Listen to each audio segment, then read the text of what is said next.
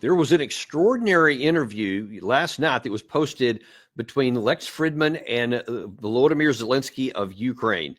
In this interview, I think it was an extensive one. It was like 3 hours, a little over 3 hours. And they touched on all kinds of topics from NATO, from the conduct of the war to how the Trump administration may negotiate the thing to an end, what kind of outcome he wants, et cetera. Really a broad-based thing. And one of the things that I think kind of is the big takeaway is that we saw very clearly how Zelensky mentally views the situation. And that is so important because when you hear some of the things he says and you understand his overarching mentality and the framework with which he sees how he perceives reality, that'll tell you a lot about what we can expect when the Trump administration actually does take power less than 3 weeks from today. And to try and make some sense of this and to put it in layman's term, we have back the great Doug Macgregor. Been a while since we've had him on here, CEO of Our Country, Our Choice, highly decorated combat veteran and great analyst. Doug, first of all, welcome to 2025 and welcome back to the show. Yeah, it begins whether we want to begin it or not. It truly does. And this interview here, I don't know if you've had a chance to. I'm sure you haven't seen all of it. It's quite a long deal, but I watched a number of pieces of it, and I just wonder, even before we start with some of the specific segments of that interview, what your impression was about Zelensky. Is he promoting something that has even a little bit of a chance of success? No, I don't think he believes that he has any chance to succeed whatsoever. We'll have to listen to Sersky, and obviously your audience will make their own minds up about what he's doing and why he's doing it. The war is lost. It's been lost for some time. And the great tragedy here is that no one in Washington wants to admit that.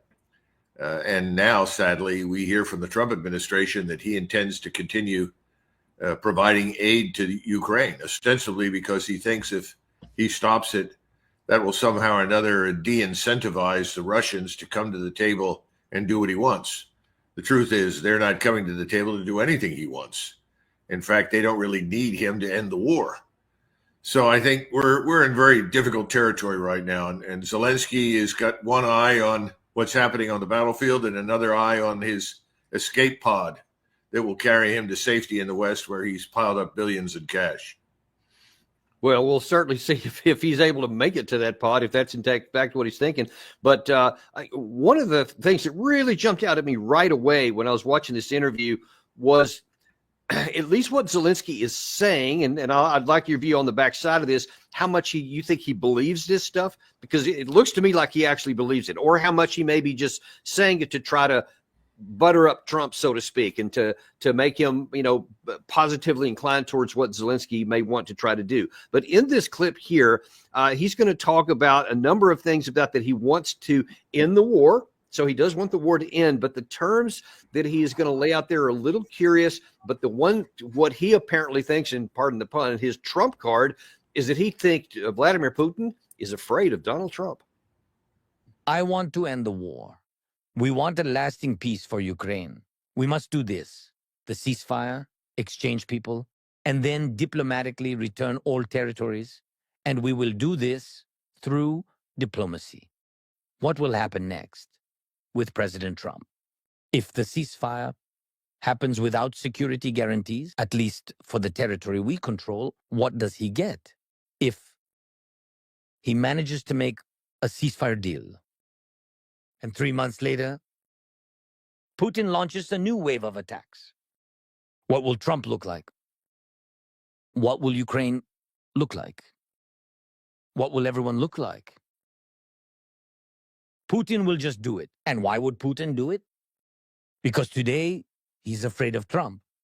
But once Trump manages, for example, to do a ceasefire deal without serious security guarantees for Ukraine, he will give a pass to Putin. Not that he wants to. No, he does not want that. I believe in what he says. But he will give Putin an opportunity, because in Putin's head, he wants me to fight with Trump. Putin's plan is to end the occupation of our territory. This is in his sick head. Okay, there's a lot to unpack in that one there. Let's start off with the kind of the big headline there that Putin is afraid of Trump. How do you see that? I think the notion that the Russians regard Donald Trump as a crazy person who will reach for the nuclear trigger and start a major war is nonsense. I don't think they see any evidence for that at all, and I don't think President Trump has given them any reason to believe that. I think their concern is similar in some respects, but fundamentally different from what Zelensky said. The Russians want this to end, absolutely. They've always been open to negotiations, always willing to sit down and talk. But they want something more than just the neutrality of whatever remains of Ukraine. They want a new modus vivendi in place. In other words, a new structure for national security for Russia and the security of NATO member states.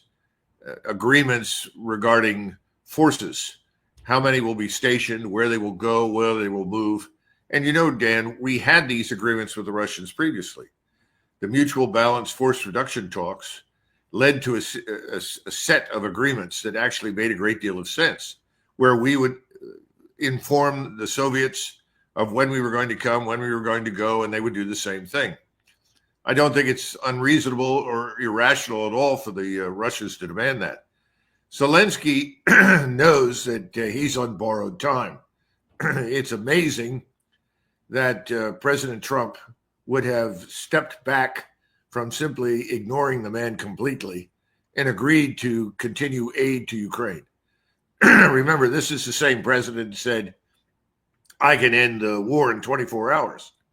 Well, you could certainly end the fighting in 24 hours, and he could do that by simply suspending aid and pulling us out of Ukraine. All Americans in and out of uniform leave Ukraine immediately. That would send a very powerful signal to everyone that it's over. But he's not doing that. Instead, he's grudgingly going along with this stupid idea of pouring more dollars and more equipment down the rat hole. But you know, Doug, I keep hearing that a lot of commentary about people speculating that that's what Trump's going to do. But I mean, Biden administration just like shoveled everything out the door before leaving office, and there was like many billions of dollars of equipment and drawdown equipment, et cetera. Is there a lot more stuff that Trump can even give? Oh, of course, he can continue to fund this mafia state called Ukraine, because Zelensky is really in charge of an organized crime state. Everybody everywhere in that state is stealing cash, stealing something for resale. 50% of everything we've sent to Ukraine, according to the Inspector General in a number of reports, is usually either resold on the black market or simply ends up in people's pockets. Look, you've been down this road before. We've got lots of battalion commanders and brigade commanders in the Ukrainian army who are not accurately reporting casualties because the government doesn't want to pay the widows. They're pocketing the excess cash that comes down to pay soldiers to put it into their own pockets. The Ukrainian army is in the process of dissolution. People are leaving. Well, why would you stay? I mean, you're essentially being treated like a serf in the 18th century in Tsarist Russia. You're told to show up and die for whatever the master tells you to do. This is a horrible situation for Ukrainians. I don't think Zelensky has a leg to stand on, and I think if we remove the security apparatus that protects him, which is British, French, and American, but largely British and American, I don't think Zelensky would last 5 minutes. You know, so this is all theatrics. Well, no meaning, no value, should be ignored largely. Adding to the theatrics, and I think in an attempt to divert attention away from the topic you just mentioned about the corruption, in this conversation, Zelensky said, actually, well, and let me just preface this. You may actually agree with part of what he says right here, because Zelensky's saying the corruption is not from me, it's from somewhere else.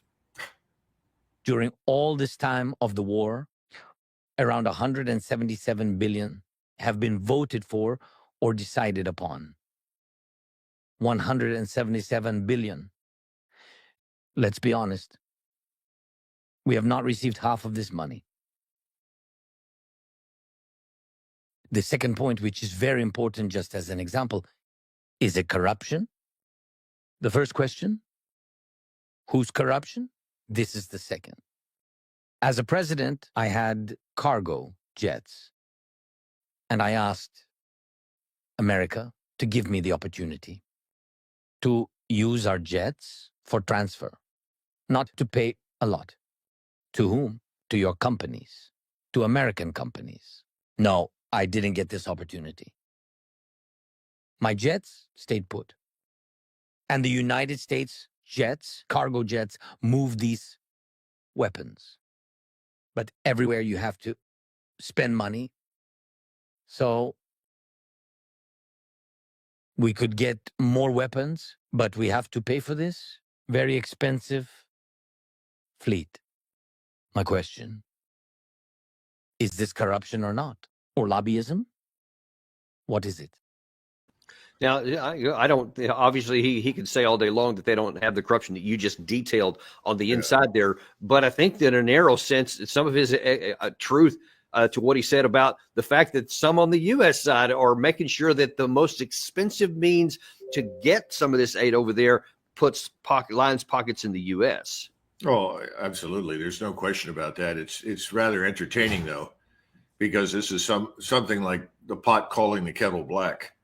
Well, let's face it, we know that the Hill and the so-called military-industrial congressional complex is heavily engaged in laundering money, moving pots of money from one place to the other, and in return, major campaign donations flow in, and corporations provide jobs in districts and states, and all of this is bound up together with the Department of Defense and this enormous trillion-dollar defense industry that we've got that we can't audit. So thanks, Zelensky, for telling us something we know. But the point is that what's left over is squandered and is resold and is misappropriated. He doesn't want to admit that he's in charge of a mafia state, but that's essentially what it is. That's why the first thing that President Trump needs to do is cut it off. Stop the flow of money. This is why people voted for President Trump in 2016, because it was very obvious to everybody that what he was promising to do was stop the money from flowing. That's why everyone like Mitch McConnell and Schumer and the rest, all members of what we now know to be the Uniparty, opposed him. And today, President Trump is coming back into effectively the same, if not worse situation, frankly. I want to shift gears a little bit to the back to the conversation there, where Lex was asking about one of the central features of what Zelensky is trying to get, what many in the West are trying to foist, and what Russia has been standing against. Let's look first of all at what Zelensky talked about regarding NATO. To make it clear, let's describe the idea that you are speaking about.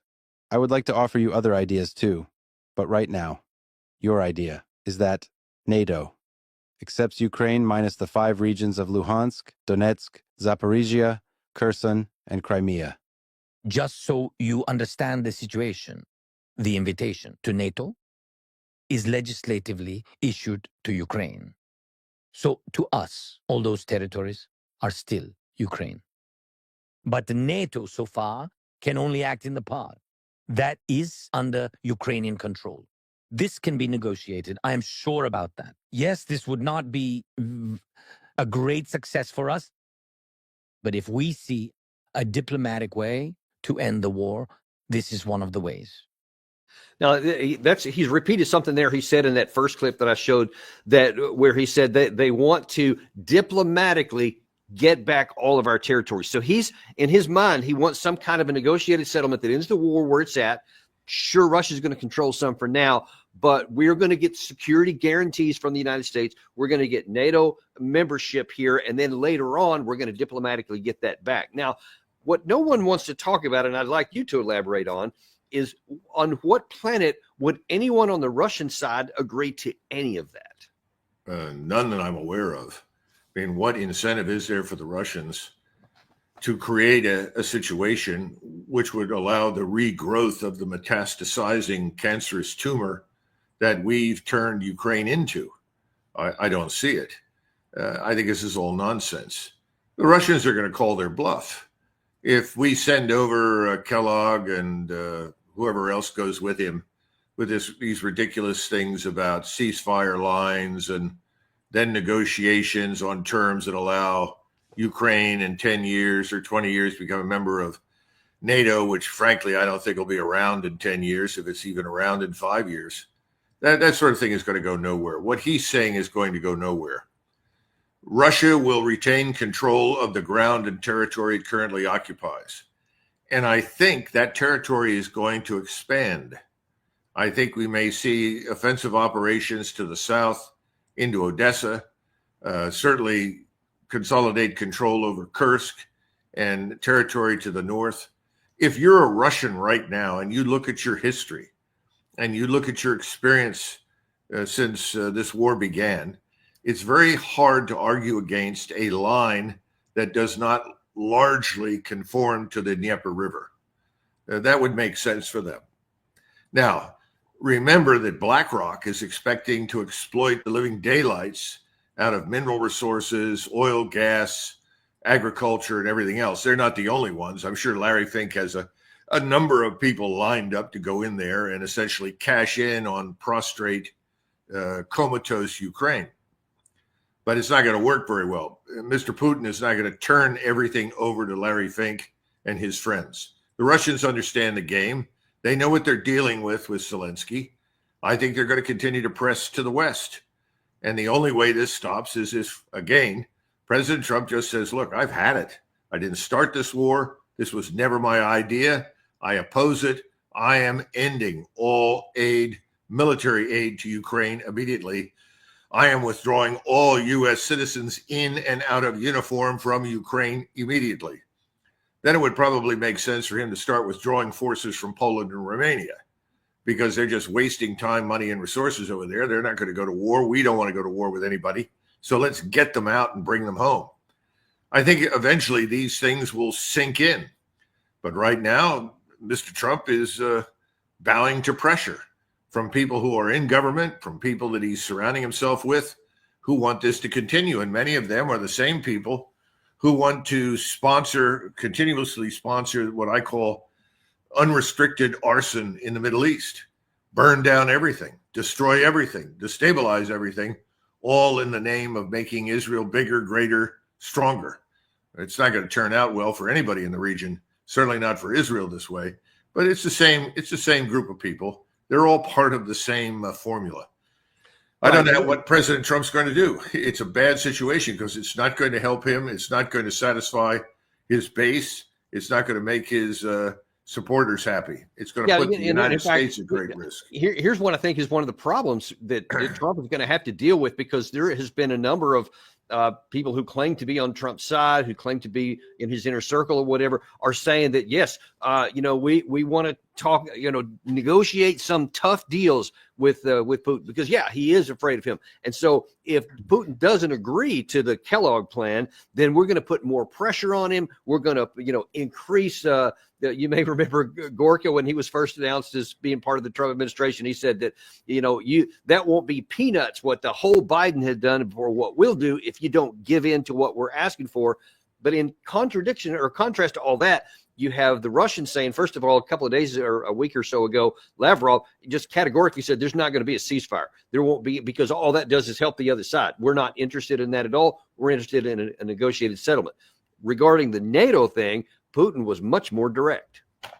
I don't know what they are saying right now in the new upcoming team of the next American president, but in 2021, President Biden back then proposed exactly that. He said that they would postpone the ascension of Ukraine to NATO for the next 10 years because it was not ready. And I responded, yes, it wasn't ready. But what you will do is you will prepare it and then make it part of NATO. So it's actually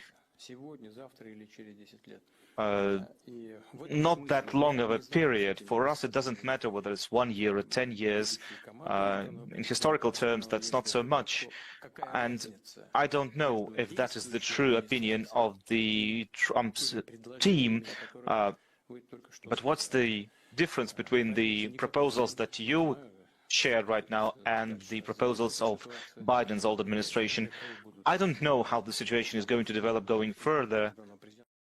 So here's what I want to ask you specifically, Doug, is if Trump and his advisors, or some of his advisors anyway, are pushing in one way, like we just mentioned here about put pressure on them and get a good negotiation, et cetera. But then you got Russia categorically saying we're not going to do any of those things. And if Trump comes in and even tries to do that, to pump up stuff, but it doesn't change the realities on the ground, that's going to put Trump in a tough position to where he could, if he keeps going down that path that the money people want him to, we could actually, our side could physically lose the war. And I think that would be worse than Trump actually giving away. But at the other side, if Trump comes in and does what you suggest, especially early, and just withdraws our support, withdraws our people, he will be crushed in politically by people saying, oh, you just surrendered. You're a surrender monkey to Putin. How does he navigate that?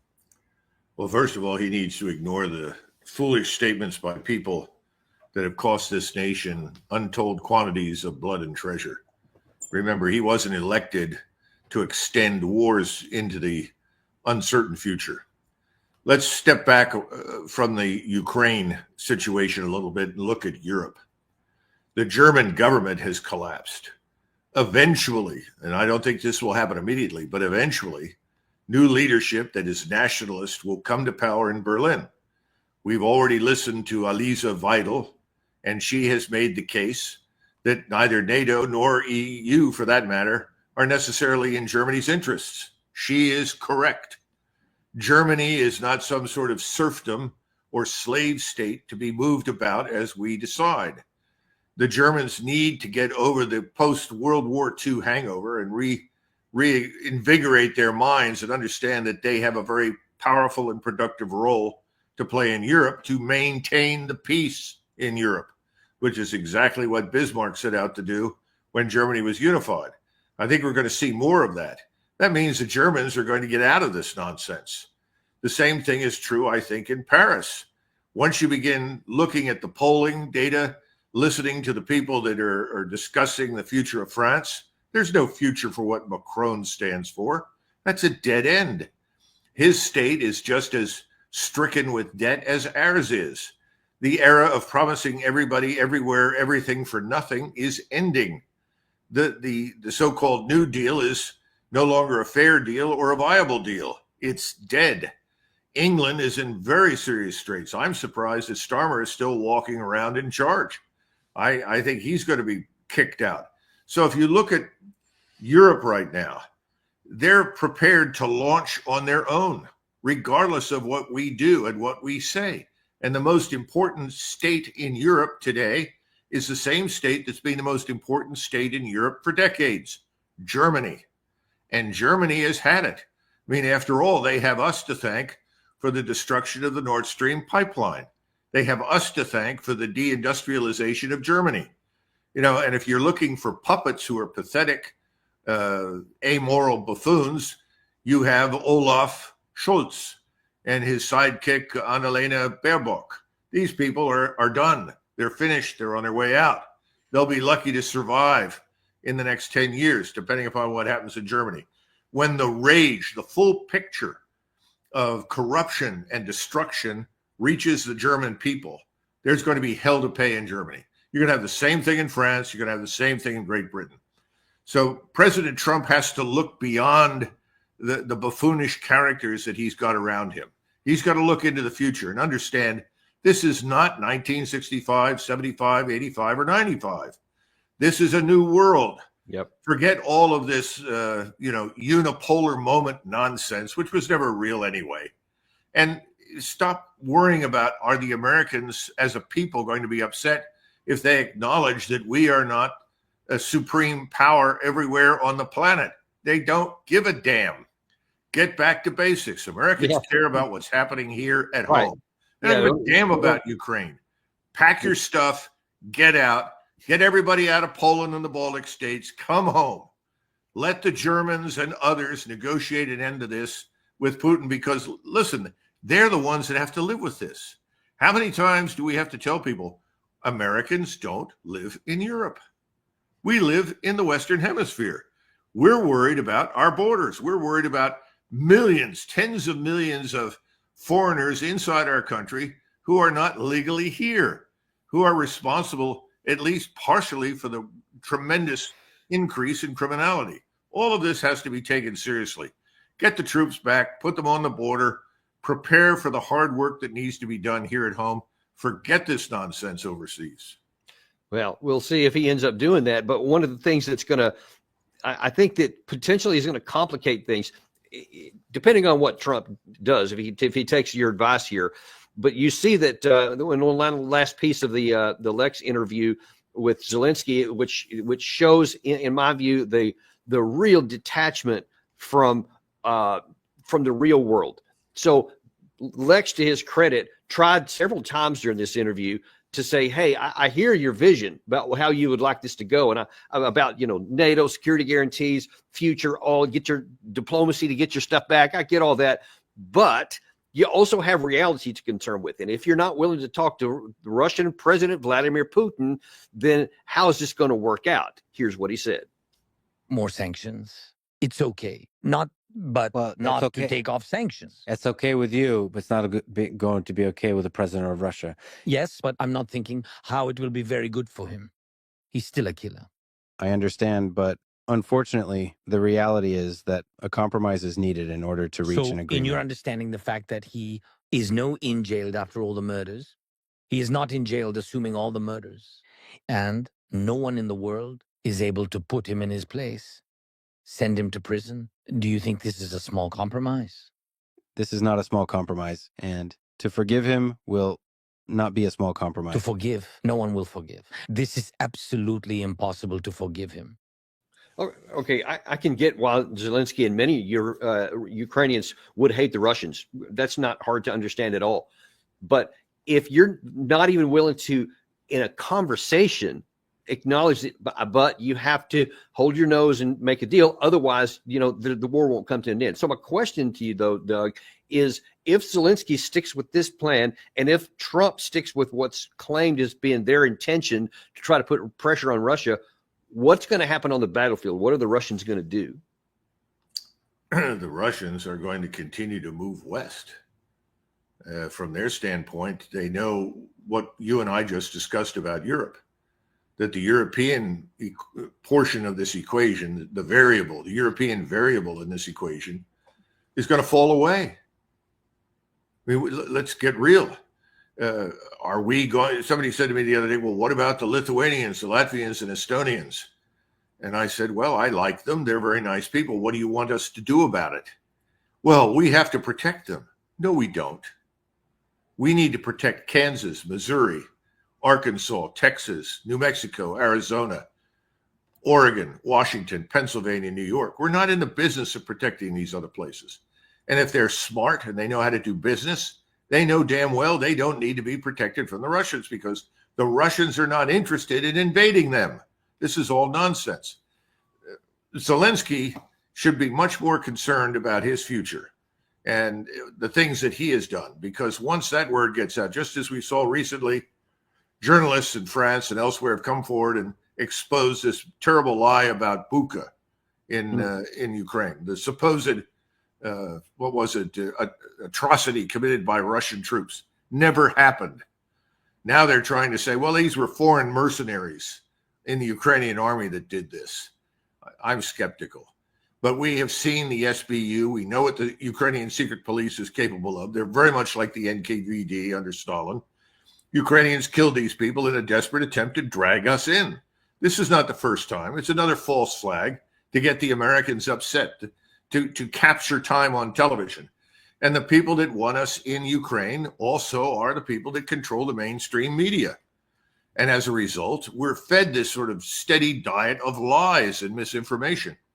Zelensky belongs in jail, at least until we can put together a plan to execute the man, because he's a criminal of the worst kind, and he has consigned Ukraine to destruction.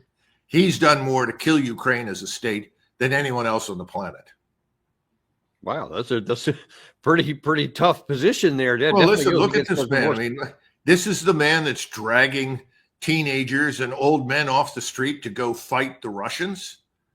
Come on, this is ridiculous. It makes no sense. This is the man that has lied to everyone about what the Russians have not done. Now, in every war, there is excess killing of various kinds. But the notion that the Russians have deliberately committed atrocity after atrocity after atrocity is a lie. He knows it, but it's in his interest to push the lie. And why is it in his interest? Because we're paying him handsomely to do it. This needs to stop. Cut off the money. That's the message for President Trump. Cut off the money. Well, that would certainly have that result. There's no question about it. Last thing I want to touch on this topic here before we shift over to the Middle East is some of the news that's coming out in the last 36 hours, and that is a so-called new offensive in the Kursk area.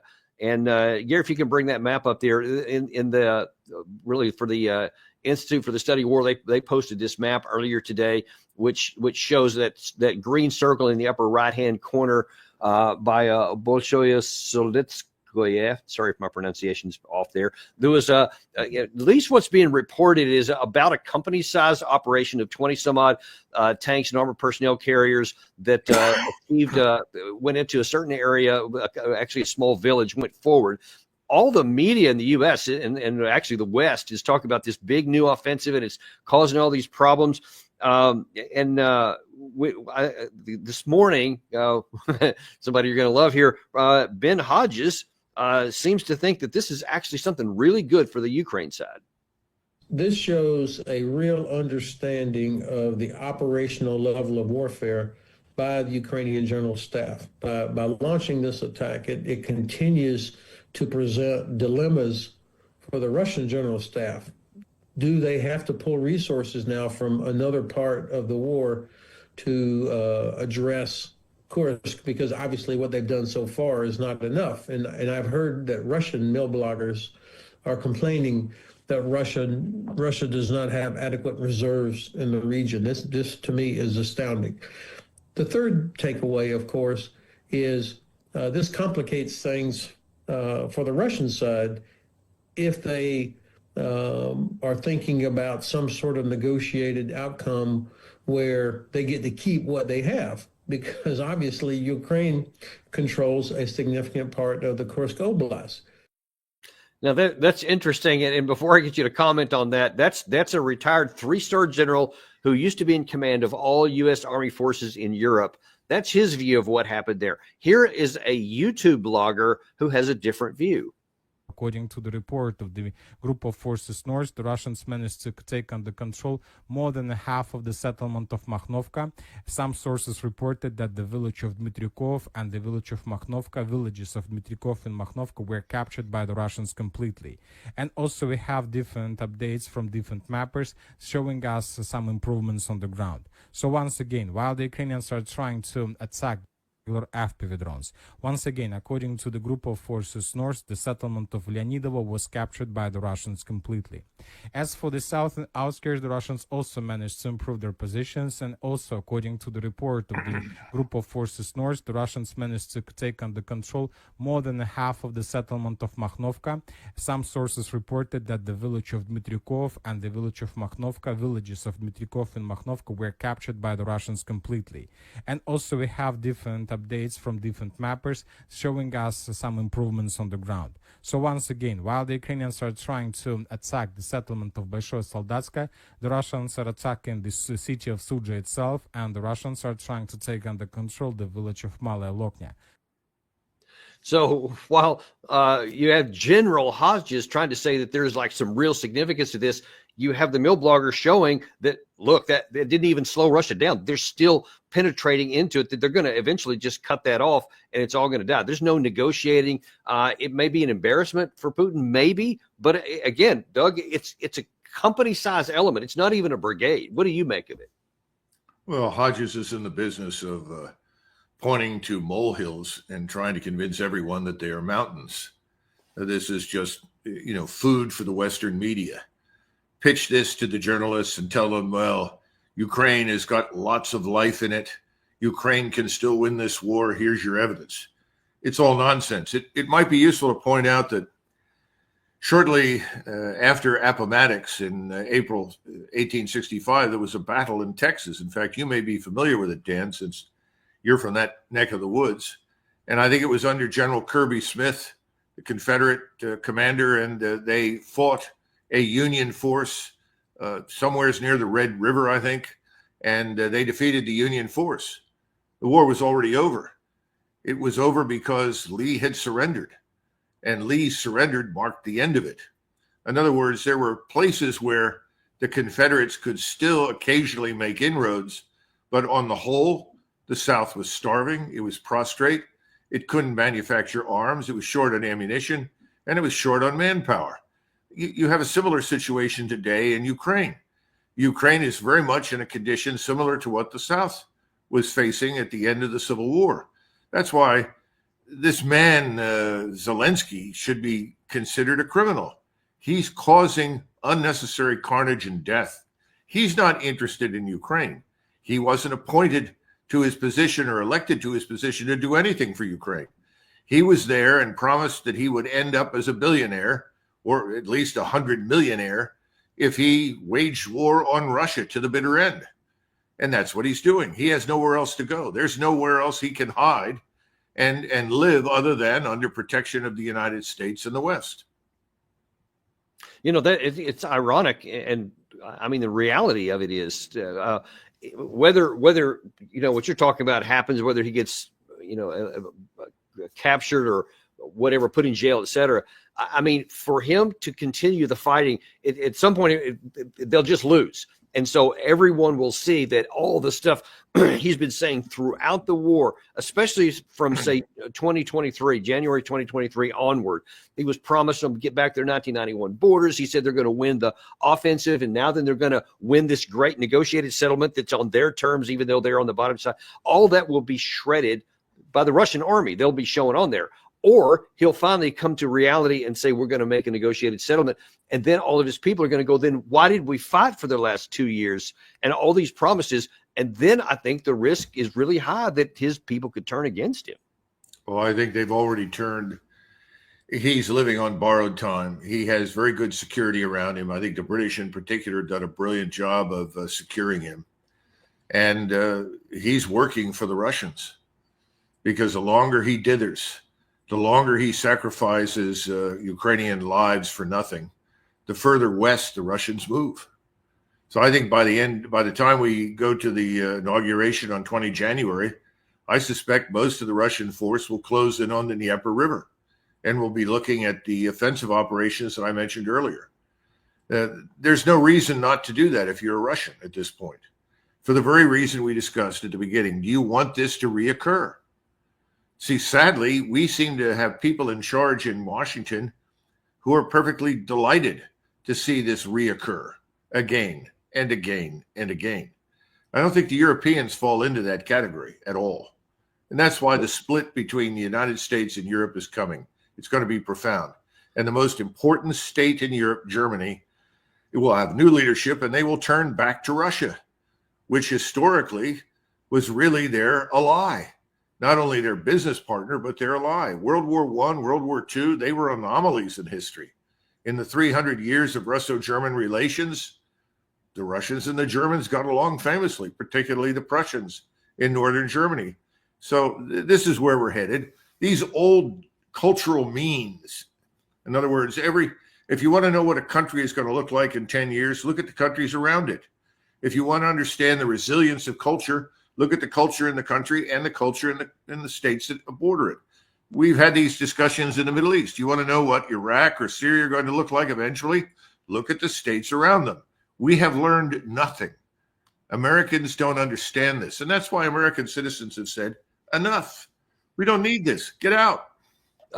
One last thing before I shift gears here a little bit, because you said something that I'd like you to explain a little bit, because you said that potentially by the time that Trump is inaugurated, which is less than 3 weeks from now, that the Russians could be on the Dnieper. What do you say to those people who say, well, look, I mean, you see how long it's taken them, even since they captured Avdiivka earlier this year just to get up to the gates of Pokrovsk, but how would they get past all that and rapidly increase their rate of advance when they haven't done it so far? Well, keep in mind that there's not much to face them now, Dan. They can move almost with impunity. Putin has been very sensitive to Russian casualties.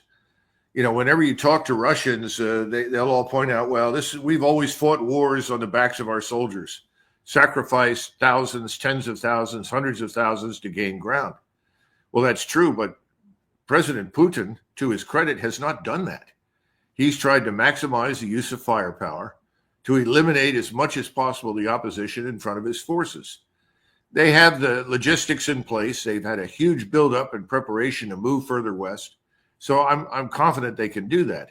But they're going to do it in a way that minimizes unnecessary loss of life. And by the way, the Ukrainians who surrender, the Ukrainian troops, foreign or otherwise, that surrender, are being very well treated. They know that. And they have welcomed these people into their territory, that is the Russians, and fed them, clothed them, given them medical support and aid. There's no danger of them being mass executed, which of course has happened to Russians in Ukrainian control. So this thing is going to end. It'll end favorably for Russia. And I think the key to it is Europe and the European attitude towards what's happening. Because in the United States, the average American doesn't understand this, is not really interested.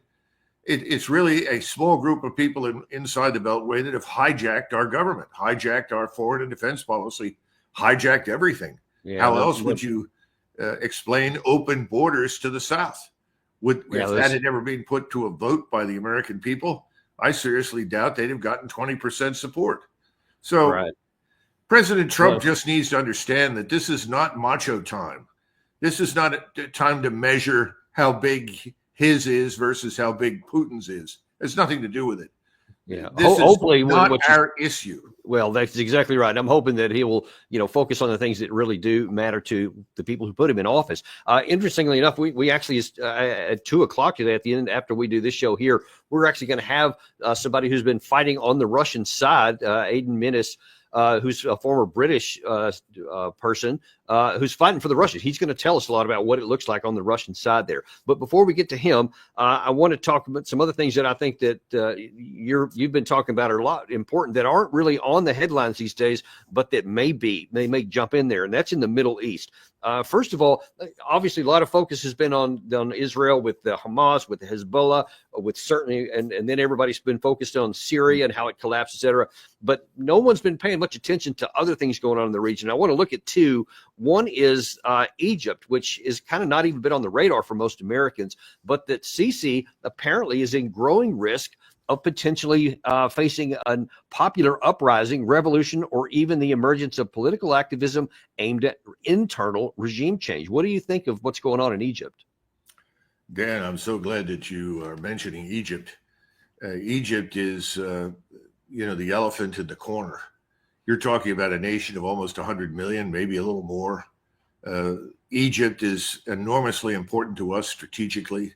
It's the linchpin in much of our strategy for North Africa and the Middle East. We've worked tirelessly to keep Sisi in power. Remember, General Sisi took over at a point in time when it looked like the Muslim Brotherhood was going to dominate and run the country. And of course, the Muslim Brotherhood across the Middle East reports to Mr. Erdogan in Turkey. And the Egyptians are very sensitive to the Turkish problem. They regard it as a problem. Remember, they were under Turkish rule for many years, under Ottoman rule, and then subsequently became independent, only with the help largely of the British and to a lesser extent Italians and other Europeans. Right now, Sisi is seen as a quote-unquote Jewish American puppet who is simply there to suppress Islamist elements and to keep everything quiet and prevent Egypt from joining the ranks of those Islamic nations and peoples who are opposed to Israel's grand strategy to build a greater Israel. Well, that costs us a lot of money. The only state that receives almost as much money as Israel on an annual basis, in fact, it may be a little bit more at this point, is Egypt. And that money is vital. It's the money that is used to pay for the armed forces. It's money that's used to pay for housing and offset medical costs, all sorts of things inside that country. So he's been very reluctant to take a strident position against the Israelis for fear that we'll pull the rug out from under him. I think he's beginning to understand that the Saudis, the Emirates, and others in the world will come to his aid. But he's still very afraid. In the meantime, the population in Egypt, how do I put this? I think they are at a boil, frankly. The hatred for Israel and what is being done to the people that live in Israel, in Gaza, on the West Bank, is just stunning. It's overwhelming. And I think he really faces the grim possibility that he could be removed from power, with all that being removed means. And then suddenly, overnight, Egypt becomes a hotbed of hostility. And the Israelis are not unaware of this. I mean, you're talking about an intelligence service that's very competent, and the Israelis have looked at many, many alternatives for what they ought to do in the event that Sisi is removed. One of those is a contingency to actually move into the Sinai and seize control of the Suez Canal. The problem for the Israelis is largely one of manpower and resources. So they may actually go back and ask for the British and the French to assist them in seizing control of the Suez. This is a very touchy area. We've been down this road before. That would be a pretty big geopolitical earthquake. I mean, how likely do you think it would be? Or maybe a better question is, what conditions would have to change or devolve, maybe a better word, that would make the British willing to take that kind of action along with Israel in the Suez Canal? That would be a big issue.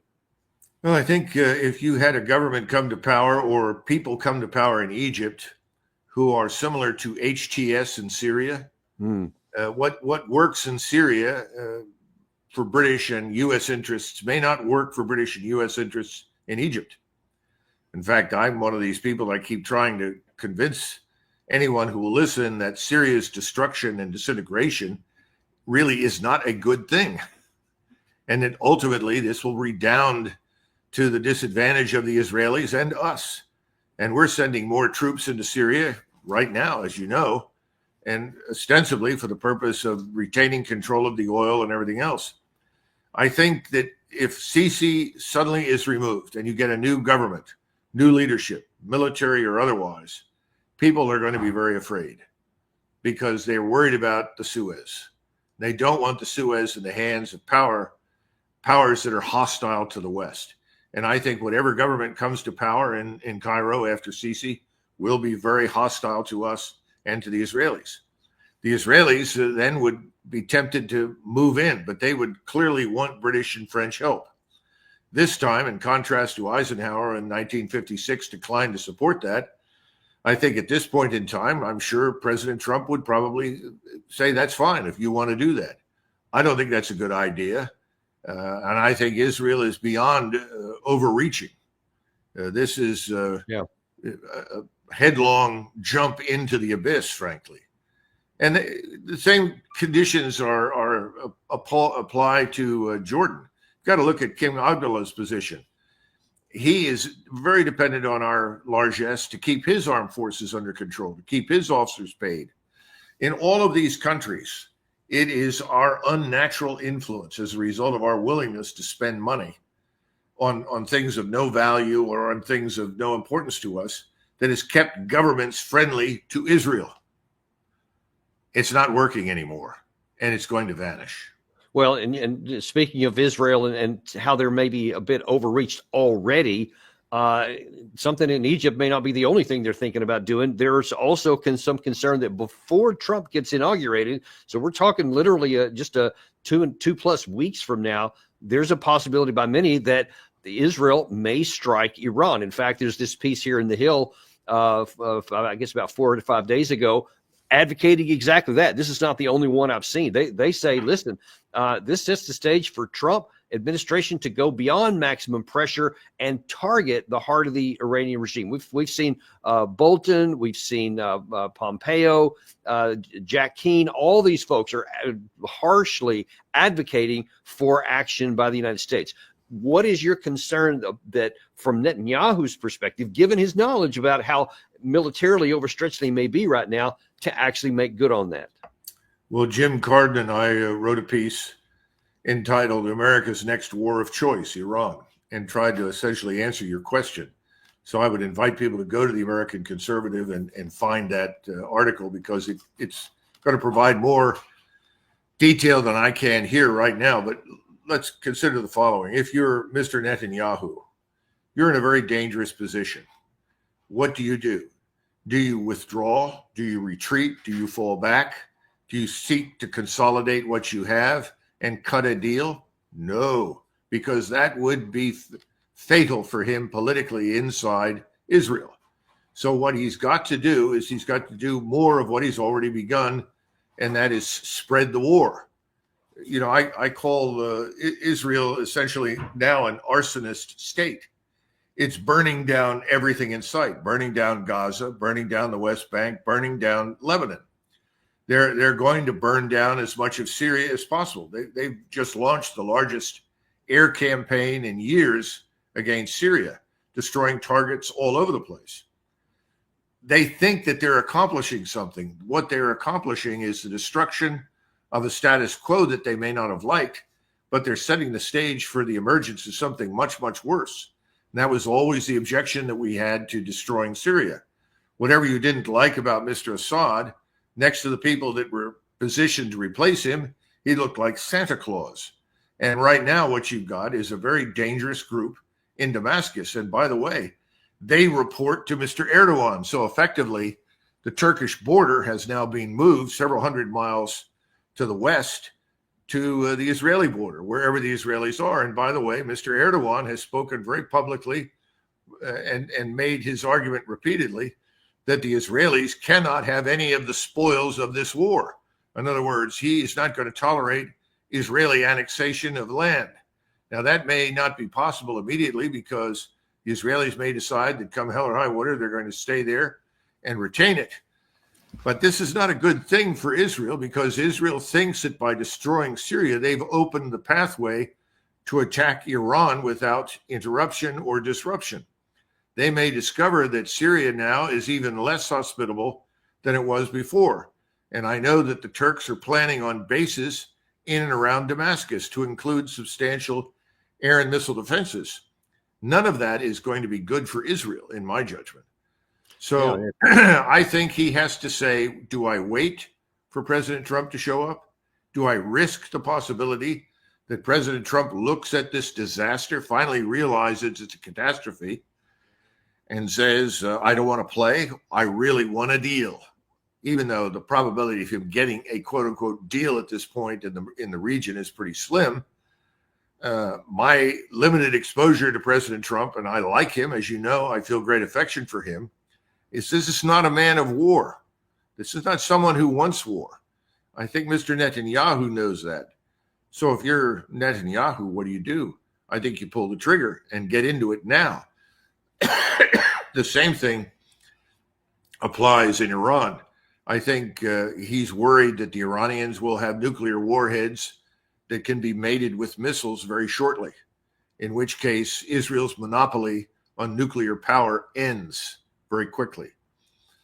I don't think Mr. Netanyahu wants that to happen. So those two considerations drive me to the conclusion that Mr. Netanyahu has got to get the war started with Iran as soon as possible.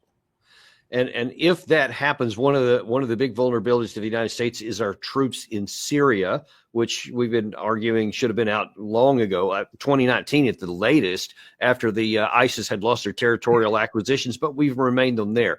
Well, this recent, and the last thing I want to cover here, in this recent terrorist attack in New Orleans, where someone who had been radicalized, and a former American soldier had been radicalized had ISIS flag and several other things. Predictably, there are those in the United States that want to seize on that as an opportunity to make sure we get our teeth deeper into Syria. Watch this. When America fails to lead, when you don't engage in solid law enforcement and enforcing criminal laws, when you can't secure your borders, when you refuse to call out radical Islamic terrorism and punish it, you get the events of October 7th. You get the events of just this past week in New Orleans. You get a resurgence of ISIS. You get Al-Qaeda back growing again after what happened in Afghanistan. This is a set of failed policies that lead directly to increased risks all across America, in our cities and all across this country. I fear not only are there folks who are members of ISIS or inspired by ISIS, as we saw, but there are planners, there are plans, there are people who might well be activated.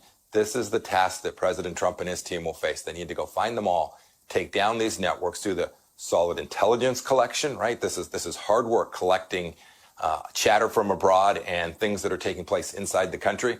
It is granular grunt work that's got to be done and executed by the federal officials, by local and state sheriffs and police forces, but it needs to be led by the United States of America from the top.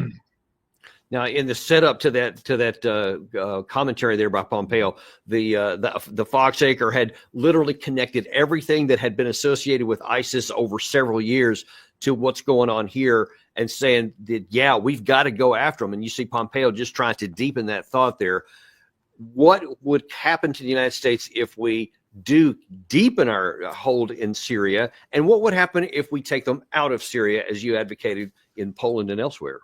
Well, keep in mind that Secretary Pompeo, when he was head of the CIA and later on as the Secretary of State, was very much in favor of supporting ISIS and its offsprings in terms of al-Nusra and other terrorist organizations that were descendants of al-Qaeda. He bankrolled that. He supported it in Syria. These are the people that have now taken over in Syria. So on one side of his mouth, he's saying that we should join the Israelis in an all-out war against Islam in the entire region. And at the same time, he's one of the arsonists who's helped to light the fires that have brought down not just a government in Syria, but have helped to create chaos across the Middle East. So one has to take, whatever he says with a grain of salt. Understand that he's very much a creature of the Israel lobby.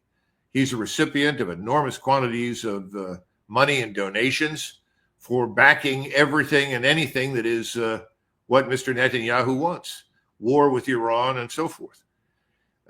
Finally, there's no understanding of the consequences of our actions.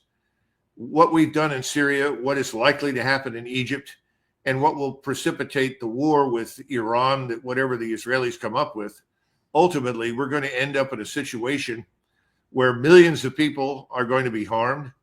There's going to be enormous damage done to us and as well as to Israel. Israel may not even survive this because the hatred is just overwhelming at this point. And we are then isolated from the rest of the world because the Russians and the Iranians now allegedly have a mutual defense pact in place. Yeah, Russia is not going to stand by and watch us destroy Iran. That is so ironic, if not outright perverse, that so many in the United States, especially who are supporters of Israel, think that by cheering them on in these military conquests, that they think this is going to accomplish something, that it will bring peace and security to Israel. But as you point out, and if we had more time, we could certainly go into it even more, it's almost certainly planting seeds of disunity and also of insecurity that they may not be able to handle later on. But we'll have to leave it right there for the time being. We'll certainly continue to follow that. Thank you so much for joining us today, Doug. It's always a pleasure to have you on. Okay. Thank you, Dan. Bye-bye. And we'll just ask you guys to just watch, because here literally just minutes from now, we're going to have Aidan Minnis, who was a former British person who's working, fighting on the Russian side. He's going to talk about what's going on there. We've had people on the Ukraine side who have fought for the Ukrainians, who have been pro on that. We like to balance things out. We're going to hear from the other side. Join us real quick, 2 p.m. We'll see you on the next episode of Daniel Davis Deep Dive.